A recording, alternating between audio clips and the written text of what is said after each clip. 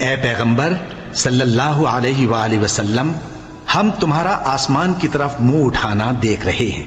سو ہم تم کو اسی قبلے کی طرف جس کو تم پسند کرتے ہو منہ کرنے کا حکم دیں گے، تو اپنا منہ مسجد حرام یعنی خانہ کعبہ کی طرف پھیر لو،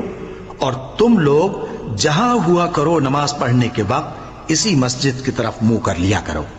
اور جن لوگوں کو کتاب دی گئی ہے وہ خوب جانتے ہیں کہ یہ نیا قبلہ ان کے پروردگار کی طرف سے حق ہے، اور جو کام یہ لوگ کرتے ہیں اللہ ان سے بے خبر نہیں۔ اور اگر تم ان اہل کتاب کے پاس تمام نشانیاں بھی لے کر آؤ تو بھی یہ تمہارے قبلے کی پیروی نہ کریں، اور تم بھی ان کے قبلے کی پیروی کرنے والے نہیں ہو،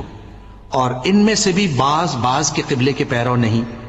اور اگر تم باوجود اس کے کہ تمہارے پاس علم یعنی اللہ کا حکم آ چکا ہے، ان کی خواہشوں کے پیچھے چلو گے تو ظالموں میں ہو جاؤ گے۔